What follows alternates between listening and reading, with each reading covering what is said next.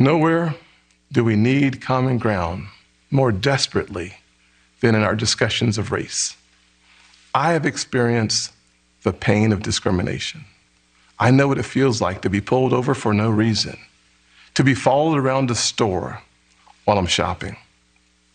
I remember every morning at the kitchen table, my grandfather would open the newspaper and read it, I thought. But later I realized he had never learned to read it. He just wanted to set the right example. I've also experienced a different kind of intolerance. I get called Uncle Tom and the N-word by progressives, by liberals. Just last week, a national newspaper suggested my family's poverty was actually privilege because a relative owned land generations before my time. Believe me, I know firsthand our healing is not finished. In 2015, after the shooting of Walter Scott, I wrote a bill to fund body cameras. Last year, after the deaths of Breonna Taylor and George Floyd, I built an even bigger police reform proposal. But my Democratic colleagues blocked it. I extended an olive branch. I offered amendments, but Democrats used a filibuster to block the debate from even happening. My friends across the aisle seemed to want the issue more than they wanted a solution. But I'm still working. I'm hopeful that this will be different. When America comes together, we've made tremendous progress, but powerful forces want to pull us apart. 100 years ago, kids in classrooms were taught the color of their skin was their most important characteristic. And if they looked a certain way, they were inferior. Today, kids are being taught that the color of their skin defines them again. And if they look a certain way, they're an oppressor.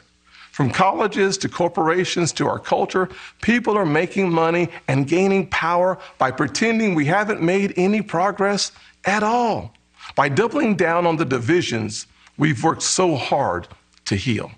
You know this stuff is wrong. Hear me clearly. America is not a racist country.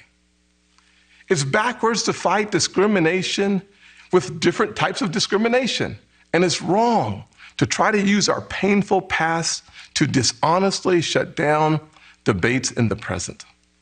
I'm an African American who's voted in the South my entire life. I take voting rights personally. Republicans support making it easier to vote and harder to cheat, and so do the voters. Big majorities of Americans support early voting, and big majorities support voter ID, including African Americans and Hispanics. Common sense makes common ground. But today, this conversation has collapsed. The state of Georgia passed a law that expands early voting, preserves no excuse mail-in voting, and despite what the president claimed, did not reduce election day hours. If you actually read this law, it's mainstream. It will be easier to vote early in Georgia than in Democrat-run New York. But the left doesn't want you to know that. They want people virtue signaling by yelling about a law they haven't even read. Fact checkers have called out the White House for misstatements. The president absurdly claims that this is worse than Jim Crow. What is going on here? I'll tell you, a Washington power grab. This misplaced outrage is supposed to justify Democrats' new sweeping bill that would take over elections for all 50 states. It would send public funds to political campaigns you disagree with and make the bipartisan Federal Elections Commission partisan. This is not about civil rights or our racial past. It's about rigging elections in the future. And no, the same filibuster that President Obama and President Biden praised when they were senators, the same filibuster that the Democrats used to kill my police reform bill last year has not suddenly become a racist relic just because the shoe is now on the other foot. Race is not a political weapon to settle every issue the way one side wants. It's far too important.